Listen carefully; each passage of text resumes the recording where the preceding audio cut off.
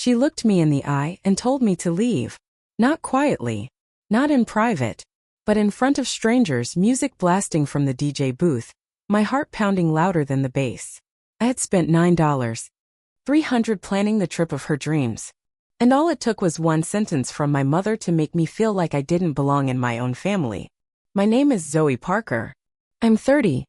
And this is the story of how I planned the perfect vacation for my mom's 60th birthday. Only to be told that I was the problem. If you've ever felt like the one holding everything together. Only to be blamed when things fall apart. You're not alone. This story starts 3 months ago in my Boston apartment, late at night. Hunched over my laptop, while my friends were planning weekend getaways and brunches, I was buried in spreadsheets, comparing hotel packages in Sedona, Arizona. It wasn't just a trip. It was a gift. A thank you to the woman who raised me alone after my dad left. My mom, Karen, had always dreamed of visiting the Red Rock Canyons of Arizona. But she never let herself take a break. She worked double shifts as a nurse, sent 2 daughters through school, and never once took a real vacation. Now at 59, with her 60th birthday on the horizon, I wanted to give her something she'd never give herself. I saved every bonus, every tax refund. I upgraded our flights, booked the best resort I could afford, and crafted an itinerary that balanced rest, adventure, and luxury. I even built in spa time, organic restaurants, and a private stargazing tour, because I wanted her to feel cherished, seen. But I had no idea that the very people I planned this for would make me feel like an outsider in my own story. Let me tell you how it all unraveled. I thought this trip would bring us closer. 3 generations of Parker women, me, Mom, and Emily. Sedona sunrises, cactus line trails, stargazing, spa mornings. It was supposed to be a reset, especially after the year we'd had. But even before we boarded the plane, the cracks had already started showing. Emily complained about the flight time. It's too early, she whined. Can't we fly in the afternoon? I had used every airline mile I'd saved over 2 years to get us first-class tickets. There was only one flight that worked within the budget. Still, Mom looked at me over her coffee and said, "You know your sister doesn't function well in the mornings. Couldn't we have just flown later?" I forced a smile. I checked. It would have cost an extra $1,200.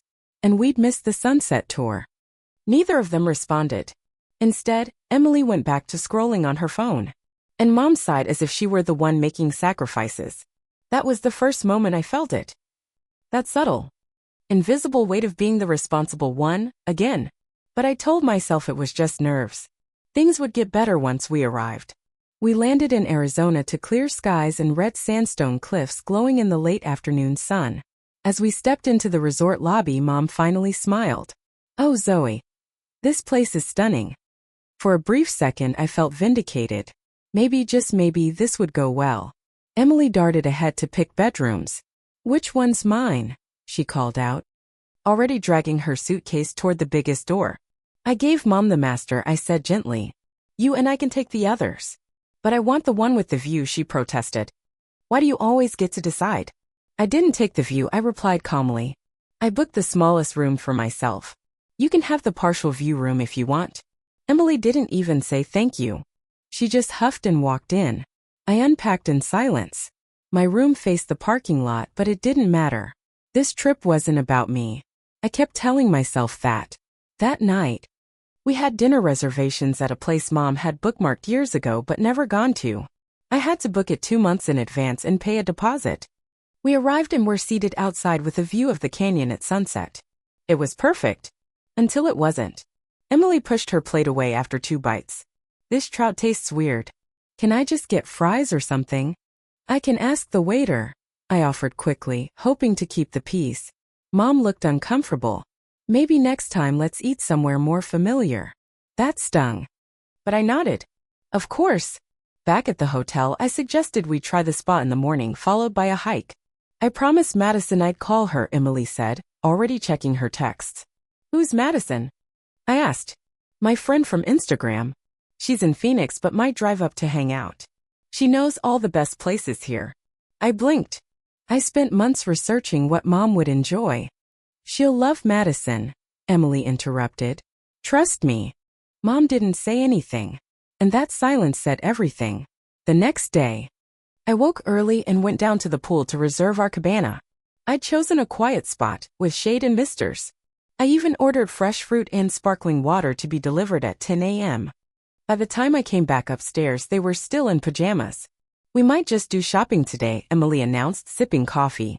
Madison recommended this boutique place. I booked a walking tour for Mom, I reminded them. It's non-refundable. Mom looked at me and said, Zoe, it's vacation. Let's just be spontaneous. That word, spontaneous, cost me $150 in cancellation fees. But I smiled. Sure. Shopping sounds great. I didn't know it yet. But that moment was when I officially stopped being the planner and became the outsider. Madison showed up that afternoon. She was tall, loud, and knew exactly how to take over a room, even if that room wasn't hers. She air-kissed Emily and greeted my mom like they were long-lost friends. So this is the birthday girl, she said, hugging Mom like they'd met before. You do not look 60. Mom laughed politely. 59, actually. I stood there slightly behind them holding the tote bag with our sunscreen, towels, and snacks, like a concierge, not a daughter. We made our way down to the pool cabana I'd reserved. It was perfect. Shaded. Quiet. Facing the adult pool. I had planned everything down to the pitcher of citrus-infused water. But the second Madison sat down, she started rearranging the chairs. This place is cute, she said, then leaned toward Emily. But wait till you see Azure. It's the spot. DJs, bottle service. Real energy. Emily's eyes lit up. Can we go tomorrow? I smiled, trying to stay open. I actually reserved Leia Beach Club for tomorrow. It's more peaceful, mom-friendly. I already paid the deposit. Emily waved it off. We can do Leia another time. It's not going anywhere. I didn't answer, because I was already mentally calculating another lost deposit. By the time I got back from grabbing towels, Madison had invited 3 more people, friends of hers who happened to be nearby. 2 women. 1 guy. All clearly used to VIP spaces. One of them grabbed a drink from the cooler I brought. Another reached into my beach bag and used my $40 mineral sunscreen like it was free hotel lotion. I cleared my throat. That's mine. The woman smiled. Oh, sorry. I figured we were all sharing. I bit my tongue. Then Madison turned to Emily. You still down for dinner tonight? That chef I told you about is doing a pop-up. Emily looked at me. Wait, don't we have reservations? Yes, I said, keeping my tone even. At Pinyon Grove. I made them months ago. It's Mom's favorite type of food. Oh, come on, Madison cut in. Pop-up dinners are once in a lifetime. She can eat at that other place anytime. Mom looked torn. I don't want to be rude, but Zoe did put a lot into planning this. But Zoe plans everything. Emily said pointedly. It's suffocating. That hit harder than I expected. I looked at Mom, hoping she'd say something, anything. But she just looked away. Later that night, I checked my email and saw a charge from the hotel spa. $340. I hadn't booked anything. Hey, I asked casually. Did either of you go to the spa today? Oh yeah, Emily said. Madison and I got massages. The front desk said they had your card on file already, so I thought it was fine. I stared at her. You used my card. Without even texting me first? Emily shrugged. You're the one covering everything. I figured it was fine. I looked at Mom. She didn't say a word. I felt something break inside me. This trip wasn't about family anymore. It was about convenience for everyone but me. I went out to the balcony, hoping for air, space, silence, anything. The red rocks of Sedona were lit by the last of the sunset. It should have been beautiful, but I couldn't enjoy it, because I realized for the first time, I wasn't on this vacation with my family. I was sponsoring it for them. The next morning, I woke up early again. I went down to confirm our spa bookings, only to learn that Madison had booked another facial and charged it to the room. My room. I canceled the rest of the add-ons. And when I got back upstairs, I found Mom and Emily in their robes laughing over coffee. I was thinking, Emily said, we should just head to Azure today. Madison's friend got us a VIP spot. I clenched my jaw. We have a canyon hike and a stargazing dinner tonight. Both non-refundable. Emily rolled her eyes. Why do you always care so much about money? Because I'm the only one paying, I snapped. And just like that, the tension shattered whatever was left of the illusion that we were having a good time. We went to Azure anyway. The moment we stepped out of the cab, I knew I didn't belong. It wasn't just the music, deep, thumping bass you could feel in your ribs. It was the people. The energy. The phones out. The glances that assessed your shoes, your body, your confidence. This wasn't Sedona anymore. This was Madison's world. She greeted us at the velvet rope like she worked there. Hey, you made it. The bouncer glanced at his list, then waved us in. Madison must have dropped enough names to matter. Our cabana was directly beside the DJ booth. Loud, cramped, flashy. Mom flinched every time the beat dropped. But she didn't say anything. I asked the waiter quietly if we could move somewhere quieter. He laughed. These are our premium locations. If you want quiet, there's always the lobby bar. I smiled, nodded, and handed him my card. Minimum spend is $300, he said. Plus service. I didn't even blink. Start a tab. I turned to Mom. Let me know if you want to go back to the hotel pool, okay? She smiled weakly like she appreciated the offer but didn't want to make a fuss. Madison ordered drinks like she owned the place. Within half an hour, 4 more people had joined us. I didn't catch their names. They didn't ask mine. Someone was vaping. Someone else spilled tequila on my sandals. And one of Madison's guy friends grabbed a protein bar from my tote without asking. Hey, I said, reaching for the bag. That's mine. He smirked. Sharing is caring, babe. I snatched the bag back and accidentally knocked over a glass sitting on the edge of the table. It shattered. The woman next to him jumped up. What the hell? I opened my mouth to apologize. But she was already glaring. Madison stood, hands on her hips. Zoe, relax. It's just a drink. No, it's not just a drink, I said, louder than I meant to. It's my sunscreen. My snacks. My credit card. My vacation. Emily crossed her arms.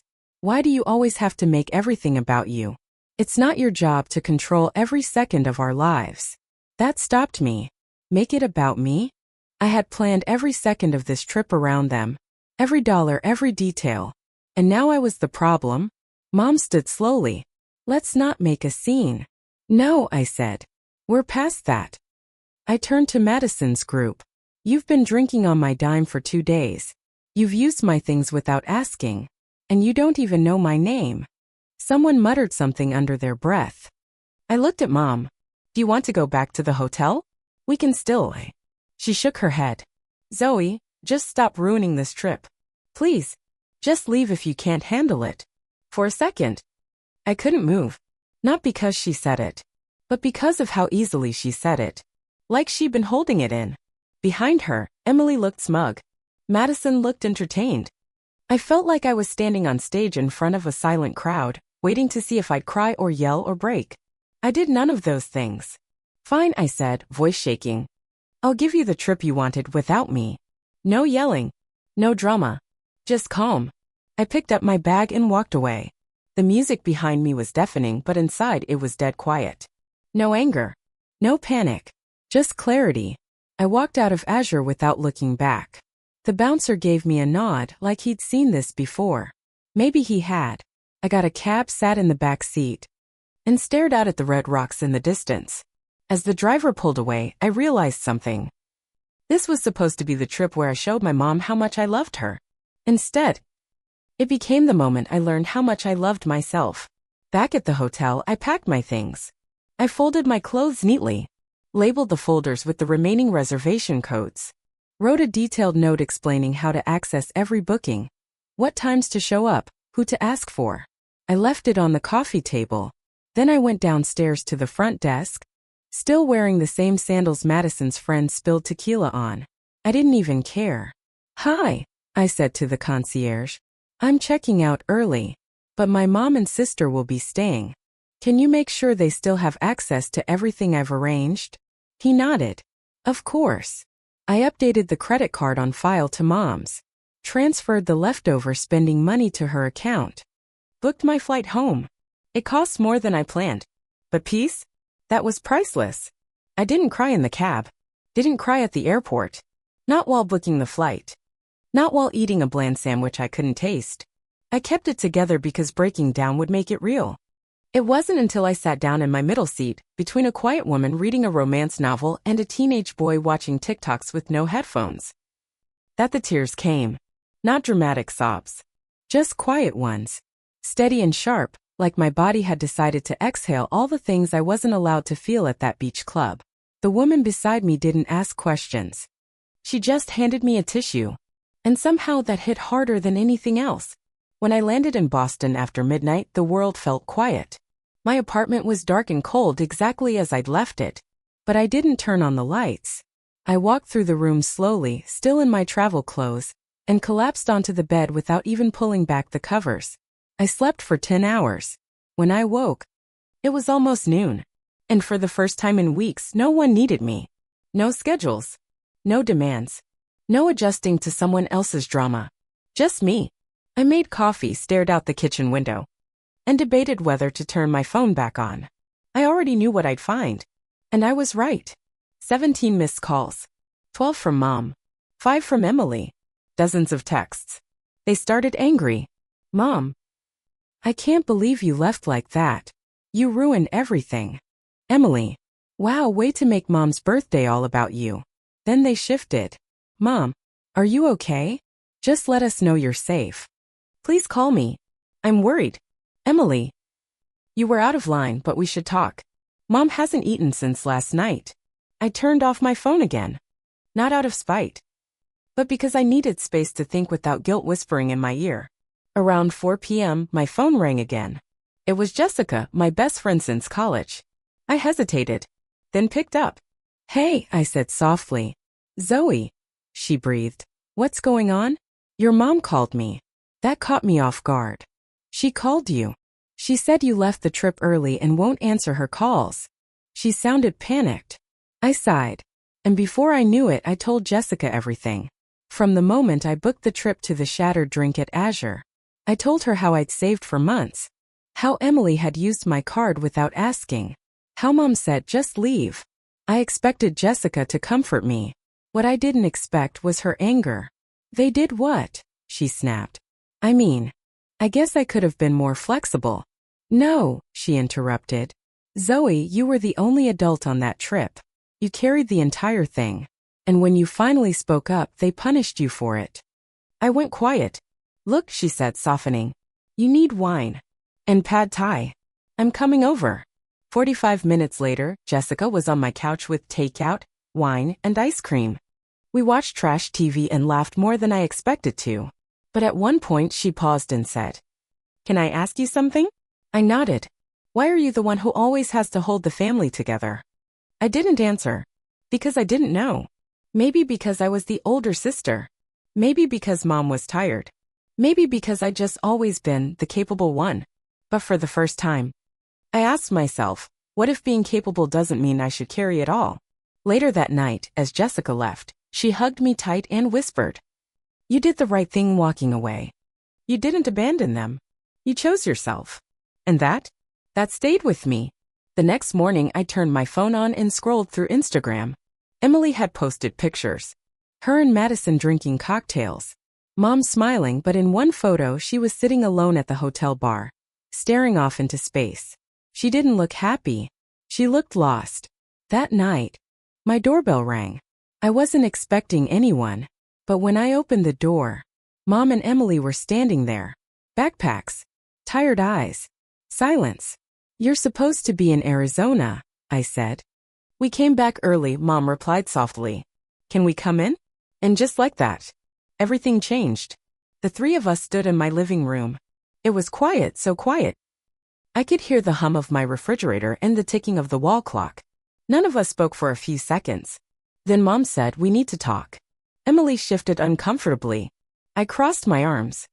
About what? Mom exhaled, her voice low. About what happened in Sedona. About everything. I gestured toward the couch. Then sit. Because it's going to take more than 5 minutes. We sat in the awkward triangle of confrontation. Me in my usual chair. Mom on the couch, Emily curled defensively in the corner. It was Mom who began. The trip fell apart after you left. I didn't respond. Emily nodded. We missed the stargazing dinner. Madison bailed.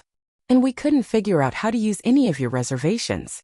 I left instructions, I said flatly. They were clear, Mom admitted. But I realized, I don't know how to do any of it without you. That made something twist in my chest. Not because I wanted her to need me, but because it was the first time she'd ever said she couldn't handle something. Emily looked down. We tried to go to that canyon hike, but we got lost. We missed the time window. They wouldn't reschedule. Mom glanced at her. We spent the next day at the hotel pool. No music. No people. Just silence. Her eyes were glassy now. That's when I realized what we'd done. She continued. What I'd done. I didn't move. I wanted to hear her say it. You planned something beautiful, she said. And I treated you like a travel agent. Worse, like an employee. I swallowed the lump rising in my throat. You told me to leave, I said, my voice cracking. Mom's face crumpled. I know. And I hate myself for it. I was embarrassed. And instead of standing up for you, I took the easy way out. I've been doing that for years, she added quietly. I looked at her sharply. She met my gaze. I've always worried about Emily, she said. Because she was the younger one, the dreamer. I thought you were strong enough to handle everything. And I took advantage of that. Emily let out a breath. I was jealous. That caught me off guard. You have your own apartment. A real job. Friends. Boundaries. I feel like I'm still figuring everything out. I raised an eyebrow. So your response was to spend my money and bring strangers into Mom's birthday trip? She nodded. Yeah. And it was awful of me. I get that now. The silence that followed was heavier than before, but not angry. Just honest. Mom leaned forward. We want to make it right, she said. And not just with an apology. I waited. We're going to pay you back for the trip, she said. It might take a few months, but we will. I don't care about the money, I said automatically.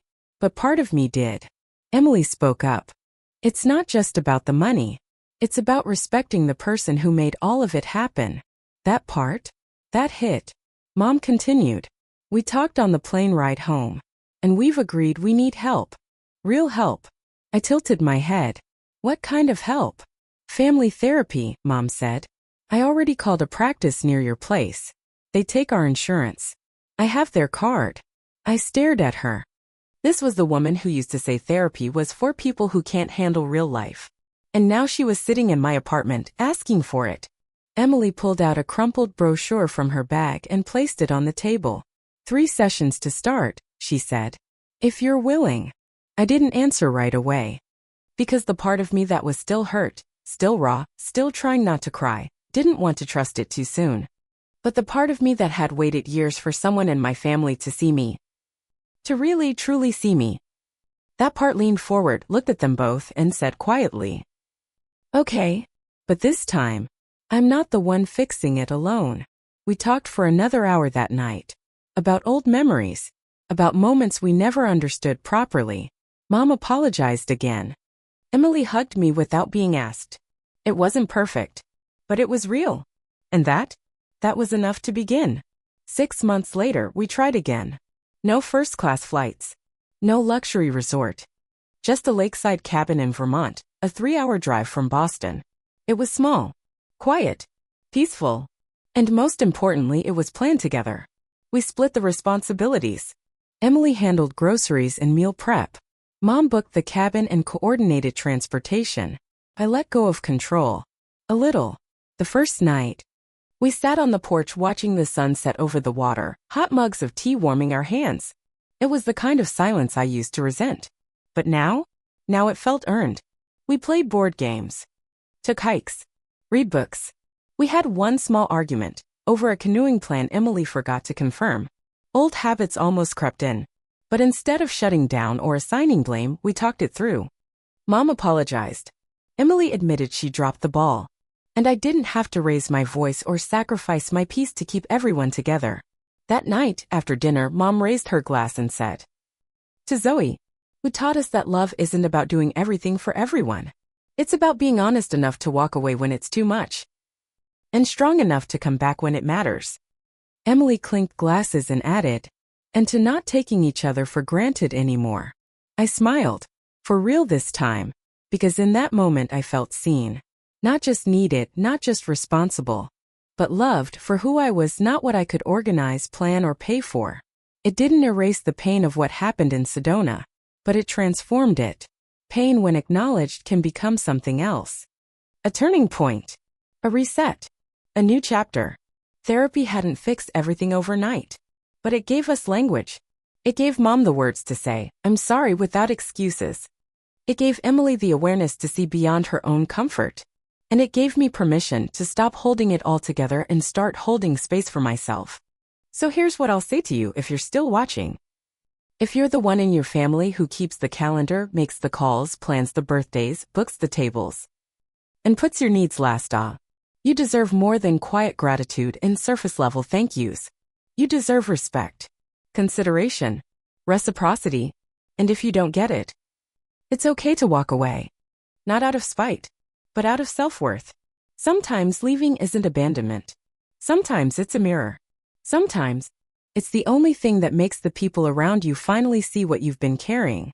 And sometimes, like it did for me, walking away is what brings you back stronger, softer, and no longer invisible. So now I'll ask you, have you ever had to choose yourself over your family just to remember who you are? Drop your story in the comments. Let's create a space where boundaries are honored, not punished. And if this story resonated with you, tap like, subscribe, and share it with someone who needs to hear. You're not selfish. You're just finally seen. Thanks for staying with me until the end. And remember, you're not alone in this.